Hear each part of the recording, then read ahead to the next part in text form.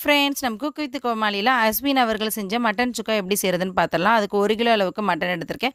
மட்டன மஞ்சத்தூள் போட்டு நல்லா கழுவி எடுத்து குக்கர்ல சேர்த்துக்கலாம். தேவையான அளவுக்கு உப்பு சேர்த்துக்கலாம். 2 டேபிள் ஸ்பூன் அளவுக்கு இஞ்சி பூண்டு பேஸ்ட் சேர்த்து 1 1/2 டம்ளர் தண்ணி விட்டு குக்கர்ல நல்லா வேக வச்சு எடுத்துக்கலாம். இப்போ ஒரு கடாய் எடுத்திருக்கோம். கடாயில எண்ணெய் ஊத்தி சோம்பு, கருவேப்பிலை போட்டு தாளிப்பு வந்தோடனே நம்ம வேக வச்சு வச்சிருக்க மட்டனை இந்த கடாயில சேர்த்துக்கலாம். தேவையான அளவுக்கு மஞ்சத்தூள் சேர்த்துக்கலாம். காரத்துக்கு தகுந்தாப்புல நீங்க மிளகாத்தூள் சேர்த்துக்கோங்க. 1 டேபிள் ஸ்பூன் அளவுக்கு நான் கரம் மசாலா தூள் சேர்த்துருக்கேன்.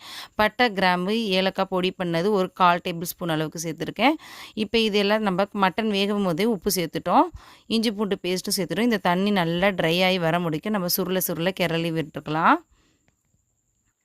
இப்போ நமக்கு நல்லா தண்ணி ட்ரை ஆகி வந்துருச்சு. இப்போ நம்ம பொடிசாக கட் பண்ணி வச்சுருக்க கொத்தமல்லியை இது மேலே தூவிக்கலாம். இப்போ நமக்கு ஒரு சூப்பரான டேஸ்டியான மட்டன் சுக்கா ரெடி ஆயிடுச்சு. நீங்களும் உங்கள் வீட்டில் ட்ரை பண்ணி பாருங்கள். இந்த ரெசிபி உங்களுக்கு பிடிச்சிருந்துச்சுன்னா லைக் பண்ணுங்கள், ஷேர் பண்ணுங்கள், சப்ஸ்கிரைப் பண்ணுங்கள்.